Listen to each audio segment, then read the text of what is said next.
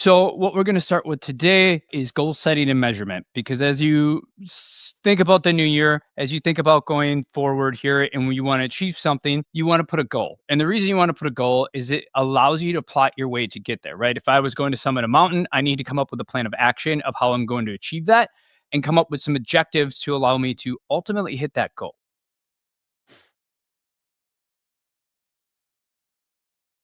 Uh oh. All right. Sorry. Just a little technical error there. So, kind of let's break down marketing goals and objectives. A goal is a broad outcome achieved over an extended period of time, right? So, if you want to increase sales, maybe you want to increase sales by oftentimes somewhere in a goal that people want is increase goals or increase sales. It might be other things, right? You need to think of what your website is or what your company is and what makes sense for you, and then come up with that ultimate goal. And then you set up those objectives, right? So realize that these are different. The objectives are short, measurable steps taken to achieve that goal. This could be something like improve your rankings, increase your leads by 10%, which will ultimately lead to X amount of sales based on your conversion rate data.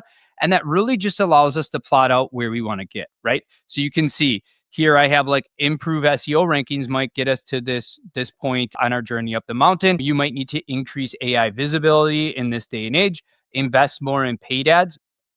And all of these are going to allow you to kind of put together a strategy and then ultimately what tactics you're going to do to that. So if you want to increase AI visibility, how are you going to achieve that, right? It allows you to start putting that together, putting together a plan of action and kind of clear your thinking. You're not just thinking tactically, you're thinking how does this all come together and play within each other, right? Does increasing SEO rankings help our AI visibility, right? Oftentimes it will. So how do we do both of those? And then you want to be able to measure it, right? This is very important. When you set a goal, let's say you need to increase sales by 20% over the course of the year, you need to understand if you're achieving that and if the objectives you set are being achieved in order to get there, right? So if we look at this is some nice data on a dashboard that can help us understand if we're achieving things. You can see users have slightly increased here, sessions have slightly increased along with page views, seeing an increase, but then you see conversions, our key events, which is up 82%, but our quality conversions are up only 2.5%. Maybe that tells us our key events need some adjustments, right? So there's a takeaway that we could kind of go in there. Are all of these actually leading to the quality conversions? Maybe it's the traffic numbers we're seeing because we're seeing the quality conversions increasing at almost the same rate of users, right? So maybe we need to find more users. We can utilize this data to start to see things. Other thing in here, organic search down 3%, but the conversions for it are up 32%. So maybe you don't need to increase traffic there. Maybe you do. Maybe you've got higher quality traffic, but it allows you to dig in. And on the top right, you can actually see our rankings have gone up for this. So why have our rankings gone up or our traffic down? If you paid a lot of attention in 2025 with things like AI overviews, click through rates have actually come down on Google. And then you need to dig into the specific channels, right? So we talked a little bit about SEO there. Let's talk a little bit about ads here. Here you can take a look at your campaigns from a high level. You can see like campaign A there has a nice increase in impressions, nice increase in clicks. The cost is up 11% and the conversion's up 90%. Okay, so we see some good performance there. But then we see in campaign B, those conversions are up 2.7% with the impressions actually down and the clicks are up slightly. So is it bad that our impressions are down?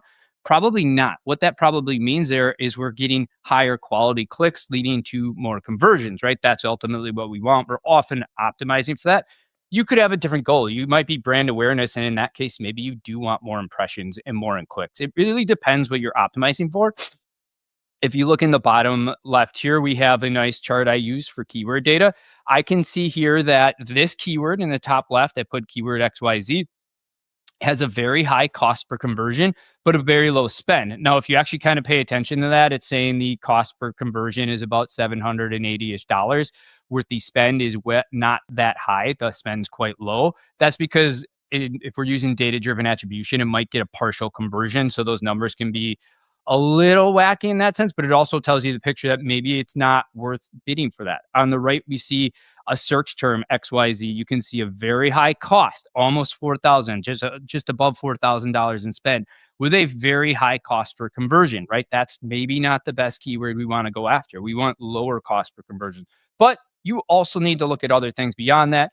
If you know you have a high cost per conversion, for a specific keyword, you maybe want to understand how much revenue you actually make from that keyword because it could, in theory, be worth going after. Or if you're not making much revenue, you want to pull back on it, right? Things you want to consider. You need to be agile. If you set something in January 2026, or let's say you did it in December 2025 for the next year, keep in mind that things change, right? Last year, we saw a lot of changes on Google and click through rate. But if we look here, we can see this is how SEO generally looks in the long run. We can see this site saw some long term increases. And then where I put that arrow, we actually see a decrease. What happened there? That was a Google update that was done around this time last year. It was a core update that kind of changed things, lost rankings. So we were agile, changed what we were doing, saw those rankings come back throughout the course of the year. That's how SEO works. In a while, you'll see that huge growth, but over time, as you become more mature, you're going to see something like this. And oftentimes, losing rankings can be a bad thing. It could be Google just saying, hey, you don't need to rank for these keywords because they're not useful for you. There's information you need to look at there to understand if it's a bad thing or a good thing.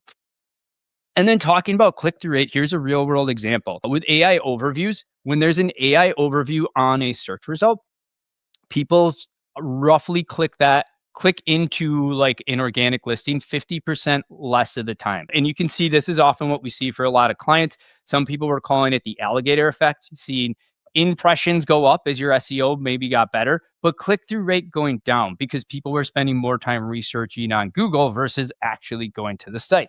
You can see it matched a little bit mid or towards the end of the year around October. Then again, we saw that trend come back where that click through rate dropped. You can also do things to try to maybe improve your click through rate, but understand things have changed on Google, right? It's a little different game than what we were doing 2, 3 years ago. Clicks aren't the only thing you should be measuring when it comes to organic traffic. So, building towards your goal, the first thing, remember, define your goal, right? That's where you need to start to kind of understand what do we need to achieve? Create objectives to achieve that goal, right?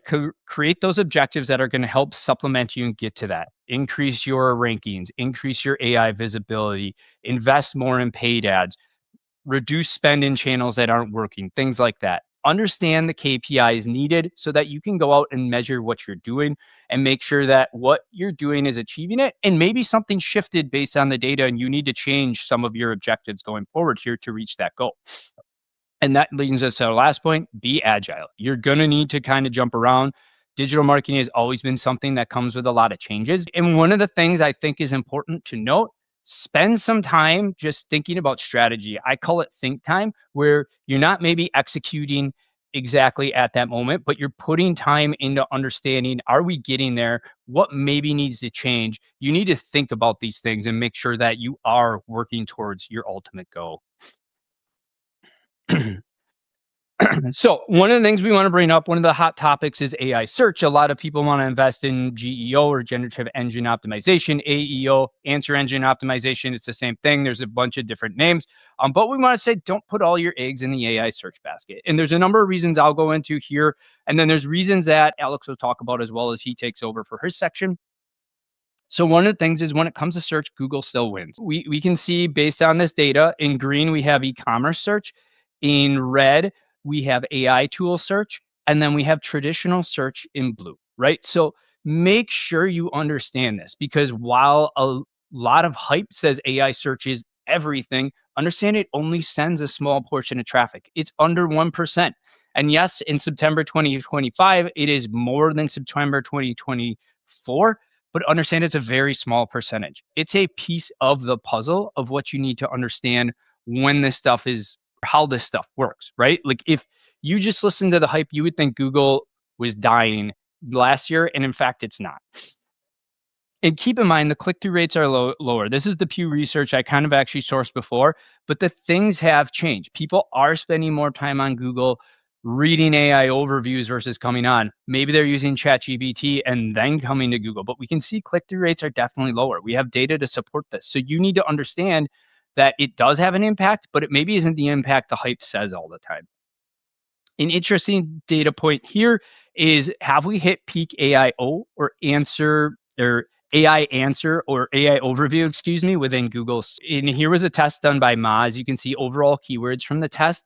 It kind of hit the peak in January and started to come down in July. Informational queries saw a bigger drop, actually, dropping from 43% of queries to 37%. An interesting point, Google has recently now said that if there's an AI overview and people don't tend to engage for it with that query, they actually get rid of it over time. So that actually might be what we're seeing here, right? Like kind of a normalization of when should it show up and when shouldn't it show up. In theory, maybe this leads to in 2026 a little bit of a click through increase.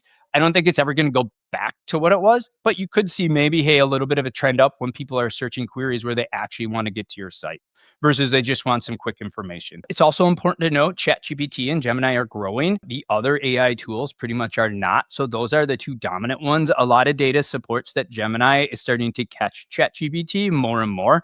That'll be interesting to see as we go forward. When I look at traffic source or traffic data from AI tools from clients, generally, this is correct. We see ChatGPT sending the most, Gemini. Not always. Each industry can be a little different, but this is the general overall trend we see as well. So just keep in mind, those are the two main ones kind of making their headway as things move forward here. And understand that the growth rate of these AI tools is actually slowing down. That doesn't mean the growth rate is going down, just the growth of, right? More people are getting on it, but at a lower growth rate. It's starting to slow down, which kind of tells us, okay, maybe we're hitting a point where we do know Google is going to continue to be the dominant force in search versus something like ChatGPT. But overall, the way I view it is ChatGPT or any LLM or AI tool is not replacing Google. It's just becoming another stop on the internet. We see Google search here on the left before using ChatGPT. People search 10 and a half times per week.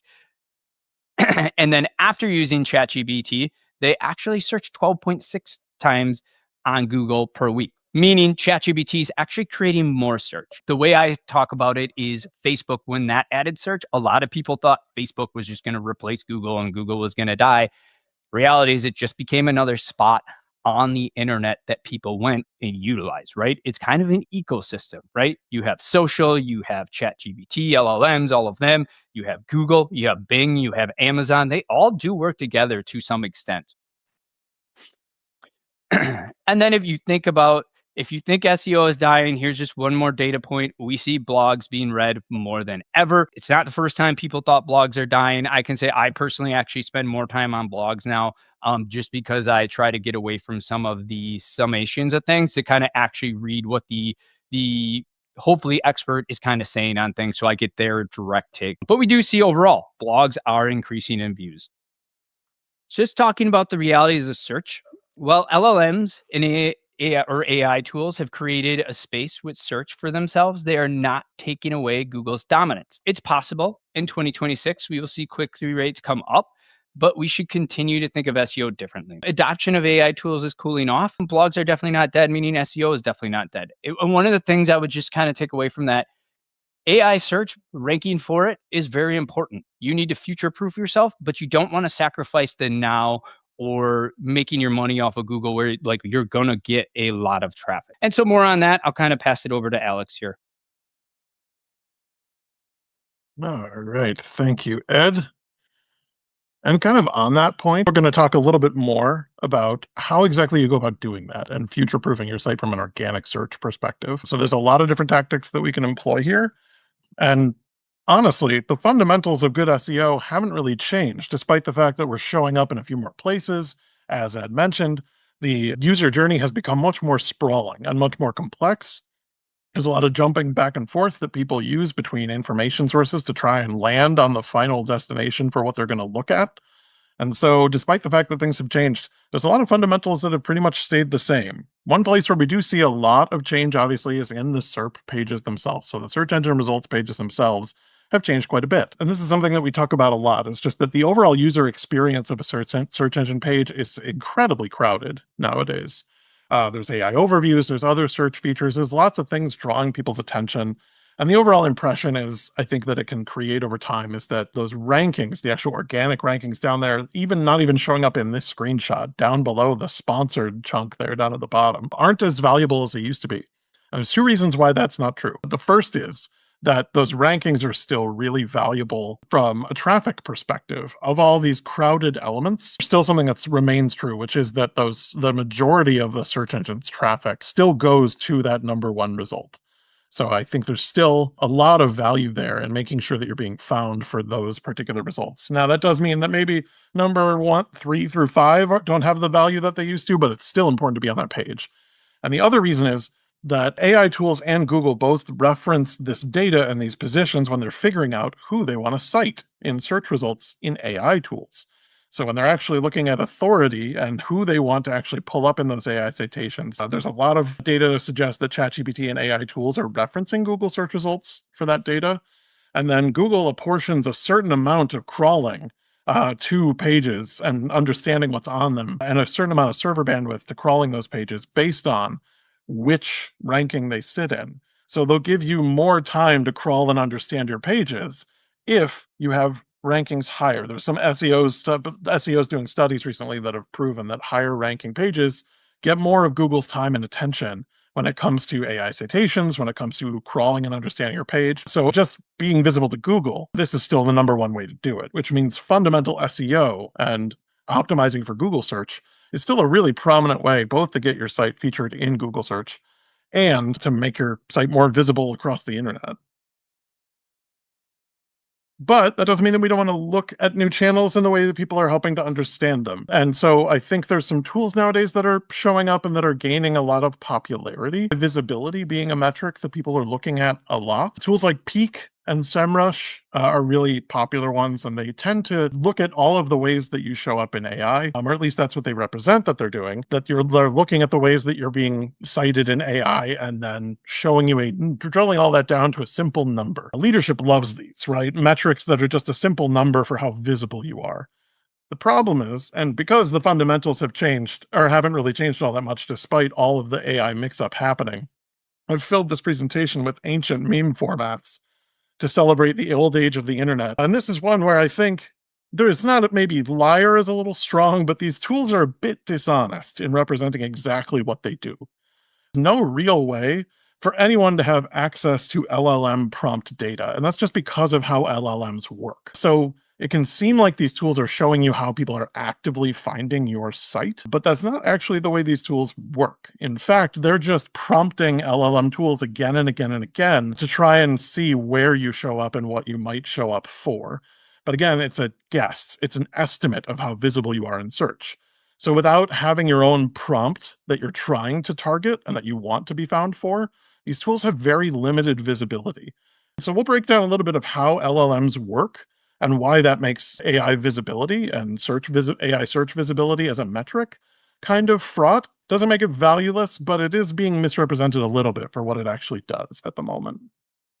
So when it comes to LLMs, and apologies to any who are familiar with this framework, but I think having a common understanding of this can be kind of helpful in this discussion. So when it comes to how LLMs work, they take all of the data on your site, all of the content data, all of the user signals, all of the interactions that those users bring into your site, the user preferences, user profiles, anything that comes into understanding how people are interacting with the site. And they translate all of that data and all of the content into a set of coordinates, essentially, which is basically a map of words and concepts and ideas that the tool uses to understand the content and understand the tools on the page, or the content that's being referenced on the page, to help them get a clearer understanding of who would be interested in this content. And so what it does with those vector embeddings is it essentially takes, when someone enters a prompt, let's say, what is the capital of France, as a question for an AI tool, it's going to take all of those words and all of the breaking them down into what's called tokens, and then turn that into vector data. So that's going to be translated into a series of numbers that it uses, and all of those are related to one another on this big sprawling map of words and ideas that it's going to put together, and it's going to use that to predict what the next word you're looking for is. So it's a probability engine, essentially. It's making a bet based on a bunch of different other inputs. What response is someone probably looking for? What's the most correct response for it to serve up? And this is where room for hallucinations gets created, is because maybe there's a surge or a misinterpretation of probability here that LLMs make. But because of this, it's very hard to actually get to the what is the capital of France element without ChatGPT actually offering up that data. We can't actually see those prompts until ChatGPT or Gemini starts surfacing that data for us, because every time that probability wheel gets rolled and it generates an original response. And so it's very difficult for us to actually find with AI visibility how you were genuinely found and what terms people are entering to find you. For a visualization of what that process looks like, there's a really interesting tool called the projector tool here that allows you to see a map of, if you type in a term, you can see roughly cosine similarity between various terms according to AI search and how it might understand those terms, or at least an example of how that process works. And so it creates this big semantic map that allows it to understand which of these words are most closely related and which one is most relevant to the query that you're particularly asking. Now, when people see this and they see the sprawling complexity of LLMs, and obviously this is an oversimplification. There is a lot of there are a lot of layers of data that go into actually deriving one of these responses. But this is where some of the limits of the tool come in, because this is where we run into it can only understand this semantic map that it's provided with. And so if we look at these tools, it can be really tempting to think, well, we don't even have to keyword research anymore. Look how smart this is.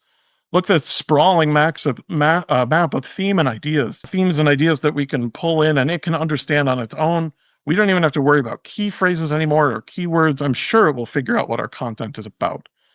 The problem is that isn't really true either. Despite the assertion that maybe they're smart enough to do this, if we look just down there on that map, now granted, it's a little bit, this is a 3-dimensional map, so the fact that it's a little faded means that it's a little deeper. You can see just related to shoes is the term horses, which naturally makes sense, right? You could be looking for something related to horseshoes. They wear shoes too, after all. And so what we're doing is we're leaving it up to AI to make that determination. And I don't know that I trust that AI will make the right determination as far as my content. And so what keywords are is an opportunity to try and direct AI more directly as far as this is what I want to speak to, and these are the terms I want to be found for. And then you can align that with tools like SEMrush to also find words that have a lot of search volume. And that's how you create something that's both visible in AI and reaching the largest audience possible for you. So it's a way that you can control a little bit how your content gets found, as opposed to just leaving it up to AI to determine what it's about. Not that I think AI is dumb enough to, if I'm, writing, building out a actual shoe store's website, to think that I'm talking about horseshoes, but it doesn't hurt to bake in those extra layers of control and help people find things. The other thing is that we find that even though people are insisting, maybe some SEOs are insisting that keywords are not necessary anymore, again and again in our own experimentations and in broader experimentations across the web, and even as validated by Google themselves, keywords are still important. Pieces of content with key phrases in them always perform better for the particular phrases you're trying to target. So as long as you have those targets in mind, you may as well use them in your content. Doesn't mean you stuff them in, certainly. Focus more on making a well-written article that has good UX and clearly helps people scan it. But including those keywords in the key spots that we've always been including them in, like the headers and titles and various metadata, that's still really helpful and worth doing. Having that target can help you direct your strategy a little bit too. And so I'm curious, as we're moving into this age of SEO and GEO and all of these new disciplines, what is your organization currently emphasizing the most when it comes to search optimization? Is it SEO or traditional search? Is it GEO, AEO, so that AI search experience optimization, a balanced focus on both? Or is neither a major priority yet? I'll give you guys a chance to respond.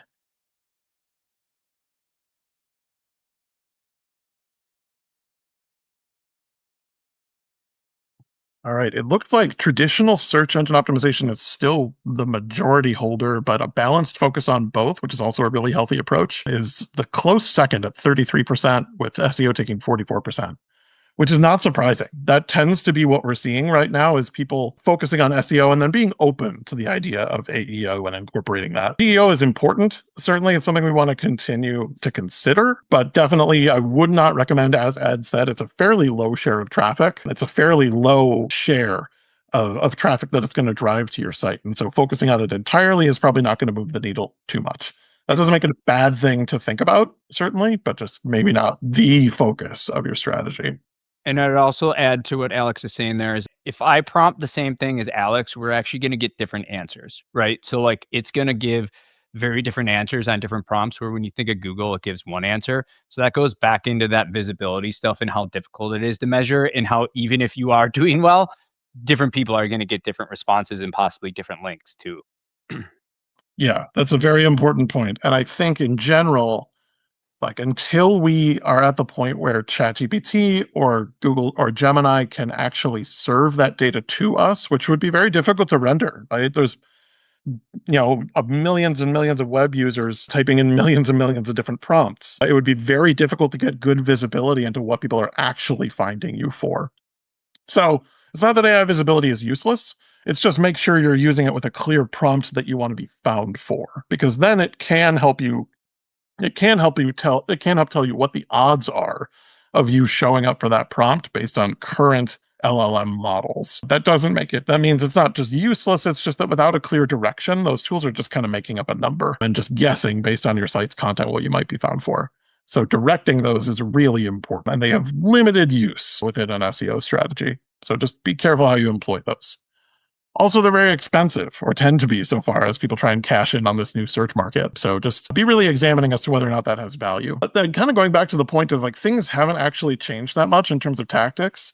Google has directly said, as well as other search tools have directly said their own versions of this, that the key from their perspective is that is a principle called EEAT, which is something we talk about a lot in SEO and have been for many years. This is the Google framework of experience, expertise, authoritativeness, and trustworthiness as the key factors that Google assesses when assessing content and determining what's worthy of a high ranking.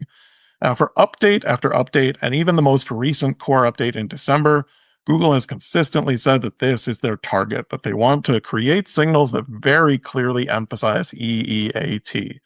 And that's going to be kind of the rolling point going forward. You're going to hear it from SEOs all over the place for 2026 and beyond. The thing is, it was also the key to SEO in 2014. Again, this is why I have some old format memes in here, because the internet is still following the same principles that it's followed in the past, despite the new modalities of finding information on the internet. The EEAT framework has been in place for quite some time, and it was the core element of SEO in the mid 2010s. And so we have, been working with this framework. If you've been working with SEO best practices, you've been using this already. And so good content is good content and has been similar to what good content, the definition of good content has been for quite some time. Experience was the only thing that was added as recently as 2022, and that's more focused on demonstrating your authorship. And we'll talk a little bit more about what EAT actually looks like on a technical perspective and how you can work to the cues of it. I'd also add an additional letter almost. Technically, it's usually considered part of the experience side of the acronym, but I think it's worth emphasizing just because there's so much placed on it right now is content's freshness. How recently and how consistently are you updating and adding to new original content? And so it can be really helpful to go back and update old content, as well as just consistently showing that you're generating new or original content and that you're investing in providing a useful resource to your users. It's something that Google has shown again and again and again that they're interested in supporting fresh content and stuff that has regular updates, and maybe showing a little bit less favor to stuff that's been left to sit for a long time, or sites that aren't making regular updates to their content or adding new stuff constantly. So it's not technically part of this framework. I think it usually falls within experience in most people's minds, but I do think it's worth considering it as almost its own separate point and just demonstrating that you do that regularly. So I think for EEAT, you do not have to take in every element of this chart, but this is kind of a breakdown of what each one of these means. And also, I think it can be interesting for people to know that all of these have quantitative scores that Google is looking for. They have quantitative attributes that Google assigns to each piece of content and each domain, and uses them to try and assess these experience, expertise, authoritativeness, and trust, which may just be words to us and ideas and themes. They have quantitative measurements as far as Google is concerned. Now, this was a breakdown by an SEO to kind of loosely assign which factors and attributes on a page Google would be maybe looking at for each particular term. This isn't necessarily confirmed by Google, but it makes a lot of sense. This aligns very closely with what would be used in these attributes to try and understand each of these. And so we'll go through each one in a little bit greater depth, and I'll go through quickly to kind of just understand what each of these actually means and how you play that out. So when it comes to experience, this is about demonstrating ability that you have the ability that you have within a topic and the close connection that you have to it as an expert. And so that's about demonstrating that you can consistently produce insightful and original content on a topic and demonstrate that you have consistent knowledge in it. It's also about building up authorship. And it's making sure that one way that people are doing this more and more nowadays is creating not just some anonymous user on your site that's creating blogs, but having an actual named authoritative entity, whether that's somebody at the company. Ideally, that would be maybe the face of someone at your company to, again, demonstrate that authorship and that internal knowledge. And then building up that author profile, building an author page for them and gathering all of their content there so that Google can crawl and understand that this person is a consistent contributor. This human on the other side of the content, and I'll say that word a lot today, human, is on the other side of this content, and that it's not AI generated slop, and it's not just kind of mindless, brain dead programmatic content. This is something that a human expert generated, which is what they're favoring again and again and again. And so demonstrating that there's a human on the other side of this that generates consistent insight is really important. The other thing you can see there is that one of those attributes is last significant update. That's kind of that freshness component. That is an actual quantitative score that Google will assign to content based on how recently content was updated to try and, just compare it to other stuff that may be fresher or more recent. And so that's where that freshness element comes in. When it comes to expertise, experience and expertise can seem kind of similar at first, but expertise is more about the on-page experience itself, more about the effort that you put into content. It's more about creating comprehensive and in-depth, exhaustive overviews of the content that's going to really try and answer all of a user's questions. And it's going to align with what people are searched for. It's going to draw in traffic. It's going to get a lot of interactions and engagement, stuff that's really going to be seen as very expert content as far as Google is concerned. The other thing you can do then is write in adjacent topics to your particular service. So it's not necessarily that you have to just talk about the keyword topics that you want to focus on. Creating clusters of content around particular topics can be really valuable as well. Query-based salient terms is a term you see in there, QBST. This is a way that this is a factor that Google looks at to assess how often you're talking about kind of adjacent topics and other keywords in that area that help people understand the overall framework of what you're working within. So I think demonstrating that area through comprehensive content is really helpful and providing a wide range of content as well. It's about influence. It's about you being cited by other people in your space. It's about you citing other credible content sources on your site. So yes, links out to other sites are a good thing if they're authoritative, high-quality sites. If you're citing them and demonstrating that you're doing your research in content and that you're providing good authoritative information, that can be valuable to demonstrate that you are appealing to authority and therefore demonstrating authority in the content that you're producing. But again, it's about authoritative content. It's not about linking to spammy sites. It's finding quality sources of information yourself and linking to those. And then sites that link back to you are also important here. So you being cited in those tools is also really valuable. So both citing credible sources and being cited as a credible source yourself is really the key to influence on the web here. The kind of new emergent space here is other discussion platforms like Reddit and LinkedIn and things like that. Those are actively being cited by AI tools a lot in their results. I don't know if this is going to continue. They've kind of gone back and forth on this because it's all user-generated content on Reddit, same as LinkedIn. It doesn't necessarily mean that it's true if you cite something from Reddit. So I think there's a lot of adjustment here that's still happening when it comes to what role the forum site and forum site backlinks play in generating authority. However, if you get backlinks to your site, that can never hurt. So if there's forum discussions where your site pops up and gets linked to as a source, that's something that can be a really valuable way of pursuing backlinks too, but it's tricky to do organically. And then the last one is trust. So this is more about not engaging in spammy or black hat SEO tactics where you're spamming a lot of buying backlinks or spamming a lot of content, going to programmatic content, and making sure that you're focusing on demonstrating the human element well with experience and expertise, proving that there is a human, an author behind your work, and somebody who is generating this and it's not just a regurgitated AI response. The other component here that's become really important lately is misinformation, which is again that where you want to be citing the right sources if you're going to cite other websites. Don't link to spammy sites. Don't affiliate yourself with sites that are either leading to misinformation, delivering content that may be lower quality or less informed. And that's something that you can steer away from as a whole in content. It's just make sure the site sorts that you cite and the sites that are linking back to you, if you can manage the backlink profile, are authoritative and suggest that people can trust you with their information. When it comes to the technical side, this is the last thing I'll speak to real quick, is just that you want to make sure that technical issues are being addressed as well and that your site is fully crawlable and that nothing is stopping you from being indexed. That's always a thing, but especially with AI, there are some special tactics you want to use just to make sure crawlable throughout. One of them is structured data, which we'll talk about in a sec. But the other thing is making sure that you're not housing content within JavaScript on your site, just because AI can't interact very well with JavaScript. Sometimes it can't interact at all. So if there is any content that is JavaScript coded on your site, it won't be crawlable by AI tools. Most sites don't have that problem nowadays, but it's something to look out for. It's something that you can crawl for in tools. And there's lots of free AI crawlability tools online that can just quickly check. And then tools like Streaming Frog are great for surfacing some of those technical issues and helping to address those.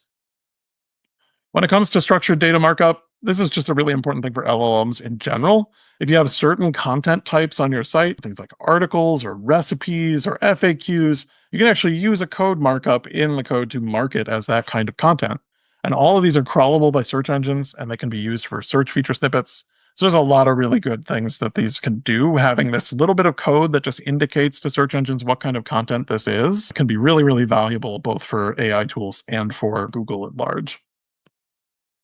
So the big takeaways are, and a little bit of a talking heads reference, because it is really the same as it ever was as far as what our tactics are. We aren't really changing the fundamentals that much. Where we're showing up is definitely important and something that we're going to consider going forward. But you don't necessarily have to rewrite your whole content structure. There's a lot of people trying to figure out kind of how to optimize for this.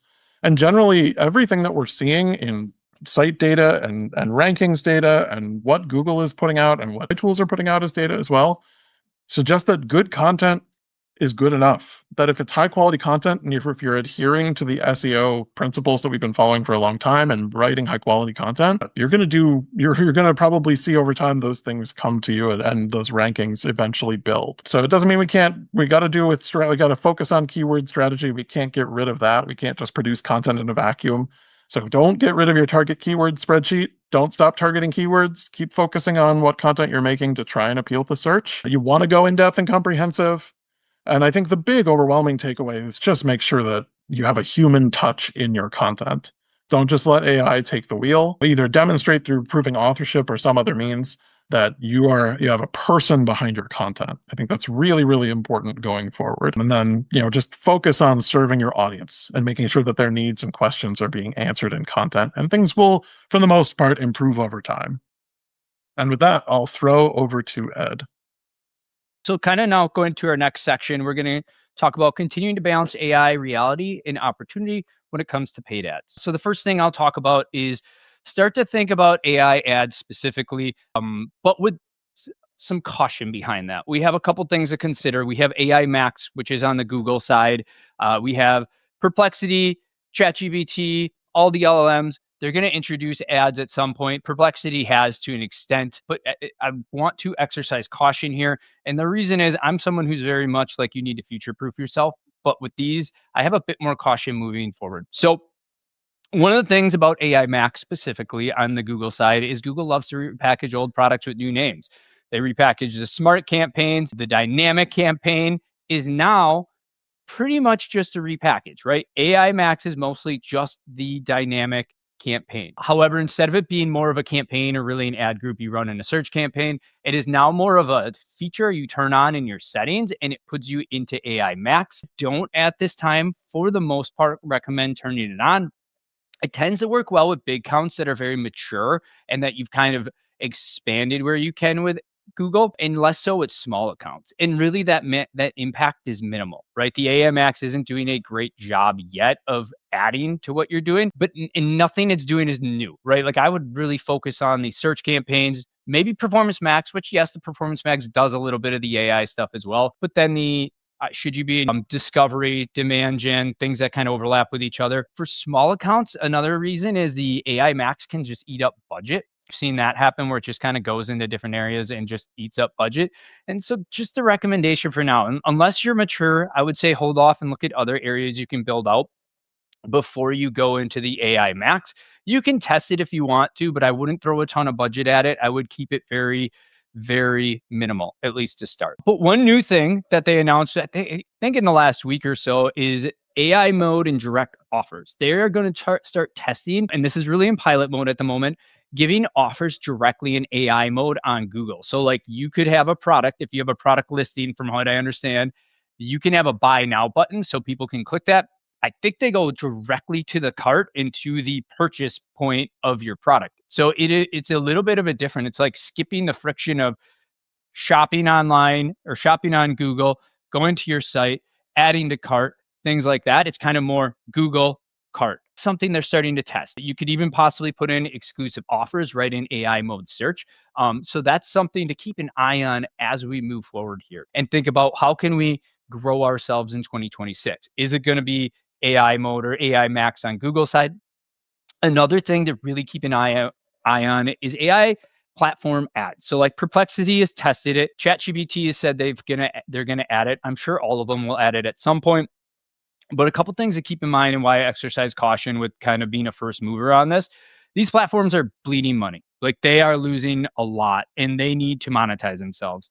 Perplexity, so far, the reviews on it are pretty poor. So it's not performing that well. And tech tends to go by the motto move fast and break things. So my point here is they're probably going to push this forward before it's ready to make money. So for me, I'd rather hold back, let some other people get through that testing phase of it. And when it gets kind of the ship gets righted, then you jump in right away and start making money as quickly as possible from it versus being someone who's out there kind of burning up your budget on something that's not working. That's just sending you a lot of impressions and clicks because it's not vetted out yet.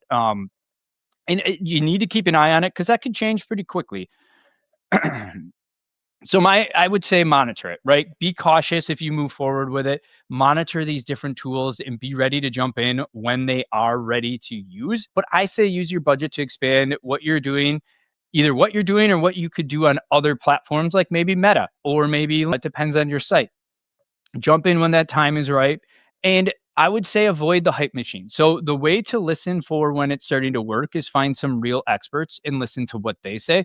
I don't recommend jumping on your LinkedIn feed. Everyone's going to tell you how much money they're making with this and how great they're doing with this.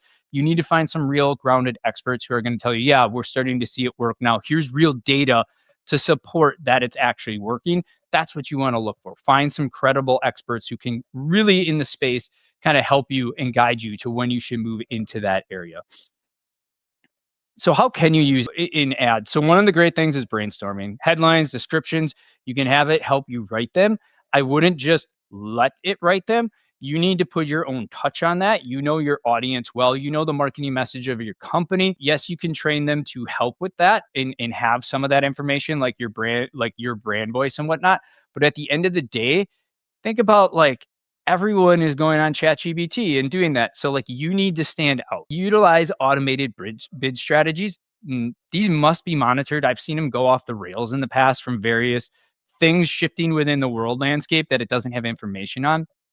And these aren't new, but I always bring it up because I find a lot of PPCs or a lot of paid ad people don't utilize these like they should be doing because they want to be in their daily changing budgets. You should be using automated bid strategies in most circumstances. There's exceptions. Continuously test things. We're all using responsive ads.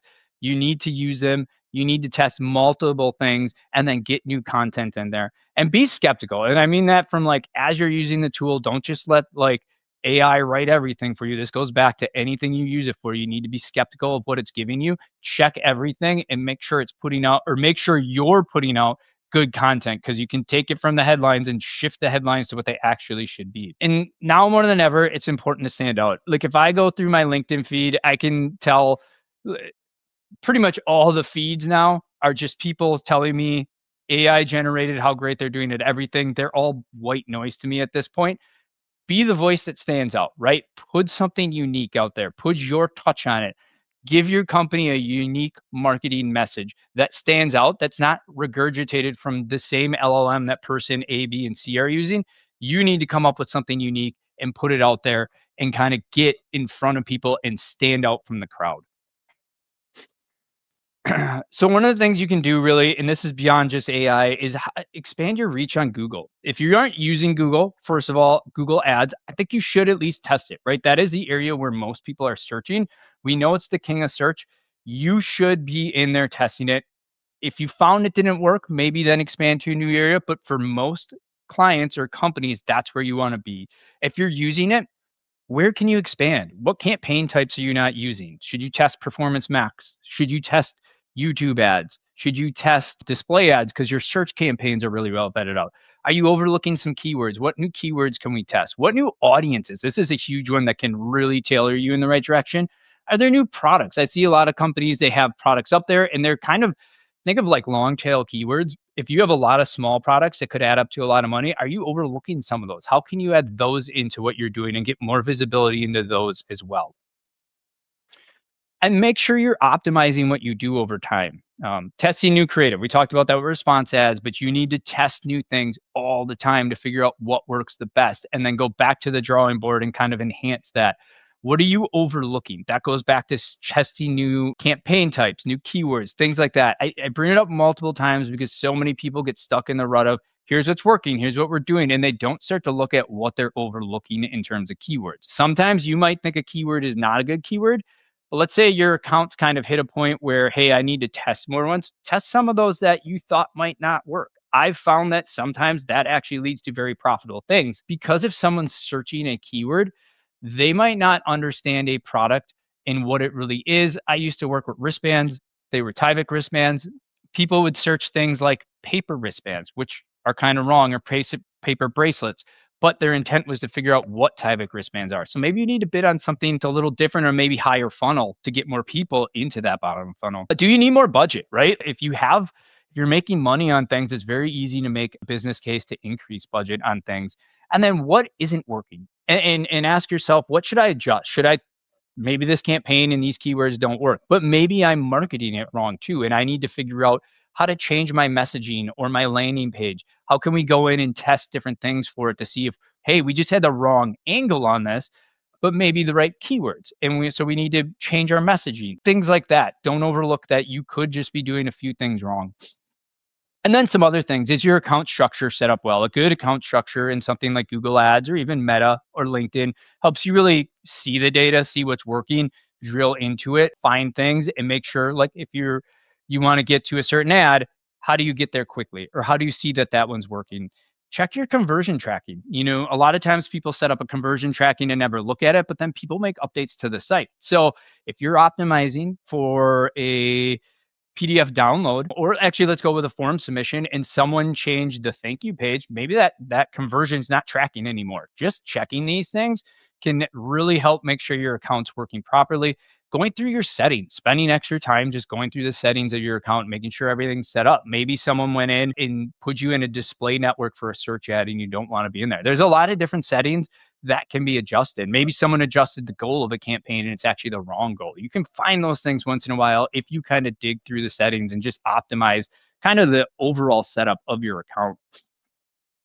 And then look at where your audience is. So this is one of my favorite tools. This is from SparkToro. And what you can use it for is looking at where your audience is. So this first graph here is what social platforms do your users use? You can put in your website or your client's website and then you can look at within the US and you can see, okay, where are people who come to my site? Where else do they go online? What social platforms are here? For this specific site, we see YouTube is number one. Honestly, for most sites, YouTube is number one. This might tell us on Google Ads, you need to start doing YouTube campaigns, right? Maybe that's one of those areas to expand it. Or maybe you go Facebook, it's very well used. Or maybe we say LinkedIn because LinkedIn is the third most used social network, but you can see the US average there in gray. People on our site use LinkedIn 8% more than the US average, while YouTube and Facebook are actually below the US average. So maybe that's an area to start. And I'll tell you, this changes a lot per client. The one consistently I see is YouTube being number one, but after that, these tend to change order quite often. Another way you can look at, and this tool offers all kinds of data you can go in and look at, but like what search tools do they use? This was a very unique one. This specific site that I put in there had Yahoo number two, which I don't think I've seen before, and people are using it 19% above the US average, right? So that site might want to consider putting some ads on YouTube and even Bing here. Bing and YouTube, the kind of both the next search engine that's getting quite a bit of use. We see ChatGPT. If we're talking about ads, we can't put ads in there right now. You can tell your users using ChatGPT quite often. One thing to put on here, this doesn't necessarily mean they're using it for search. This just means they're going on those different sites. So you see ChatGPT number 3. One of the graphs we showed you up front was the search traffic from like LLMs is very low, right? So the usage isn't always search, and also it's partially just is it sending traffic to your site?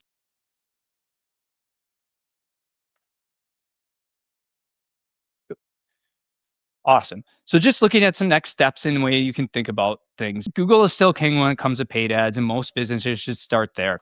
Focus on expanding and optimizing that, and then keep your eye on the things that you can use for going forward, right? Is AI Max the next step? Is it ready to go? Are people seeing results? Is ChatGPT ads? Is it working well, or are people getting a lot of spam to their site? Understand that and where you can grow. Consider new platforms if you have the budget to do it, and like I said, monitor those AI tools and make sure you jump in when the timing is right. One thing I'd say, like if you're worried about being a first mover for those, SEO is something that takes a long time to build a very strong backbone for your site, and you need to consistently do it. Ads obviously can take a long time to optimize, but they're the quick turn on, right? We'll say that's the flip of the switch. We do some research, figure out the keywords you need, we put them in there. We can turn on that switch pretty quickly. Where same thing will be true of ChatGPT when it adds ads. If you don't have ads today and 6 months from now, you're like, okay, timing's right, you can flip them on very quickly. So just keep that in mind. It's not like you need to build a ton of content to build up a strong SEO kind of backbone. It's you can flip it on much quicker. So it gives you that opportunity to wait when needed. And with that, we can now go through our Q&A. All right, awesome. Thank you, Ed and Alex. That was fantastic information and insights. I do have a couple of questions. Some were submitted in advance with registrations, some came in live. So, this first one is, as AI is constantly evolving and being employed to handle more roles in marketing, how can one stay ahead of the curve and what roles should be targeted to stay relevant in the industry?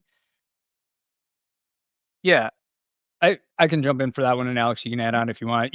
Understanding how they work, what they're good at, and then the realities behind things, right? So, like, if you listen to just the hype, people will basically tell you people only use ChatGPT, right? You might have seen that on LinkedIn this past year. There's a lot of hype around it.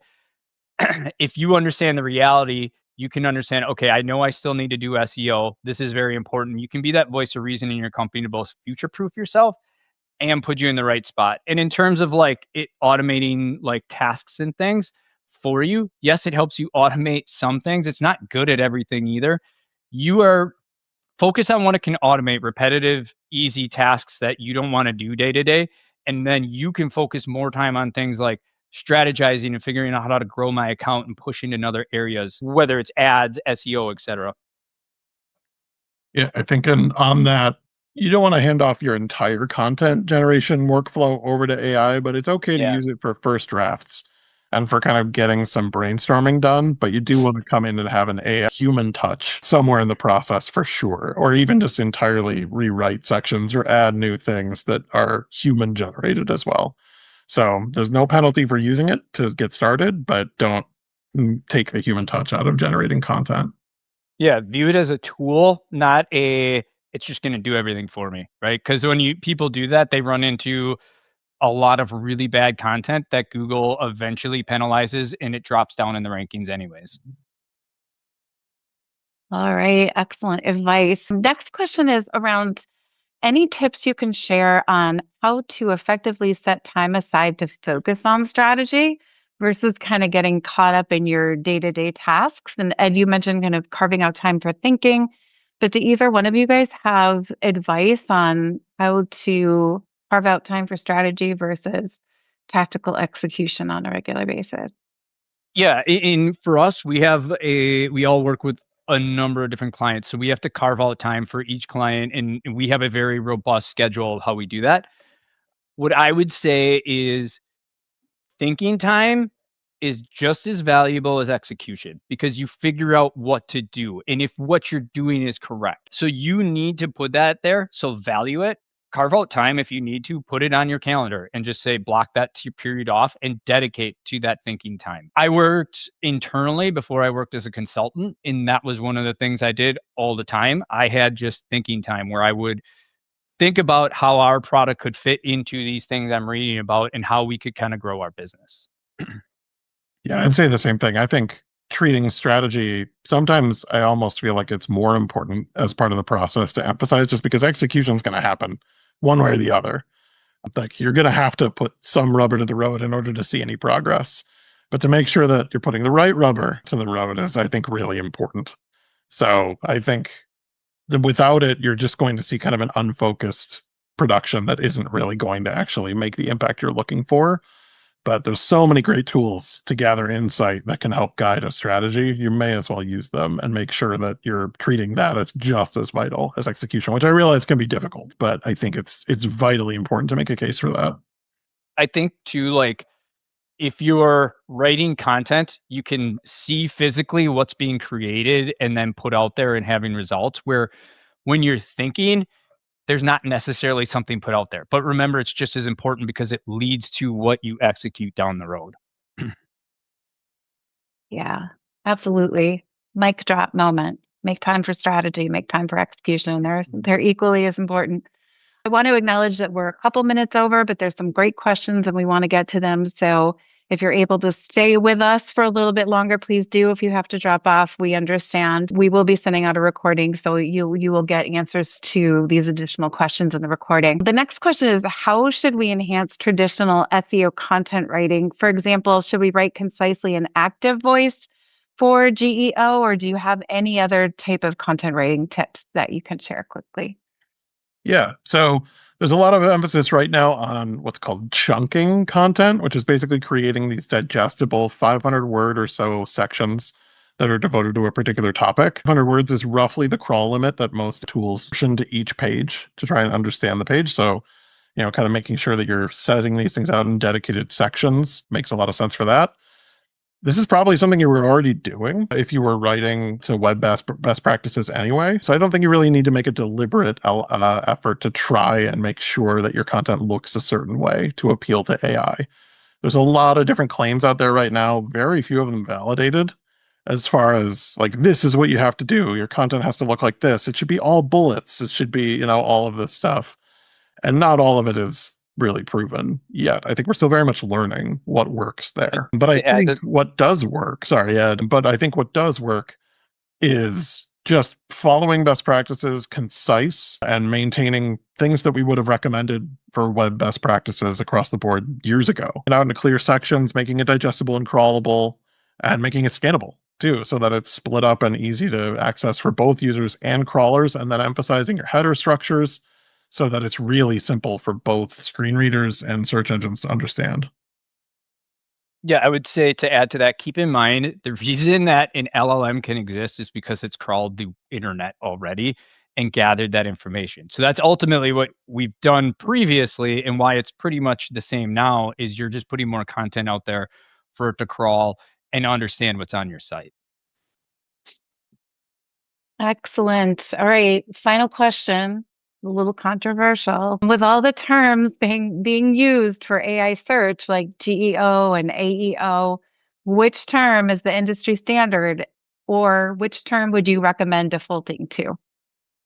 I think the industry standard is probably becoming GEO, but for me, it's SEO. And if you need to, search everywhere optimization. That's how I kind of view it. But from at least what we're seeing, I think I tend to hear GEO the most often. I don't know, Alex, if you have a different. Yeah, I do tend to hear GEO most often, and I hear them treated as separate things a lot. That SEO is kind of traditional search. GEO is specifically for LLM tools. Yeah, I do think what I'm seeing as far as the settling terminology and the philosophy that they're different disciplines and that they shouldn't be like you can do, but it just so happens that traditional SEO does help with GEO a lot. Mhm, So often the tactics look very similar between the two disciplines. mhm. Yeah, excellent. Okay. Thank you. Thank you for answering that. Thanks to everyone who submitted a question. Those were all great. And to Ed and Alex, to both of you for your excellent answers. If you did submit a question that we didn't touch on during the presentation or that we didn't have time to answer during Q&A, we'll reach out to you directly after the webinar via email. And absolutely don't hesitate to reach out to us if you have any further questions or need more in-depth information. So before we wrap things up, I do want to mention a few of our upcoming webinars that you might be interested in attending. On February 19th, we are presenting the new rules of marketing data collection, compliance, and measurement. This is a really important topic for 2026 as data privacy laws really continue to evolve and impact marketing measurement. And on March 19th, join us for Winning Digital Strategies for Higher Education, if that's appropriate for you. All of our webinars are free and begin at 10 a.m. Central. So to learn more and register, you can visit us at learn@northwoods.com. And if you're looking for specific information on a particular topic or you just want to stay up to date on the latest trends and developments in digital marketing, check out our blog, our recorded webinars, our YouTube channel, and our Around the Campfire podcast, which features casual conversations with our digital experts. And lastly, if you would like to learn more about Northwoods and the services we offer, you can visit us at nwsdigital.com. After the webinar window closes, you will have an opportunity to take a short survey. We would really appreciate it if you could share your feedback on how we did today. We do use your input to help us improve and to provide content that you're interested in. So with that, thank you so much for joining us today. We look forward to seeing you at another upcoming webinar very soon. Have a great day.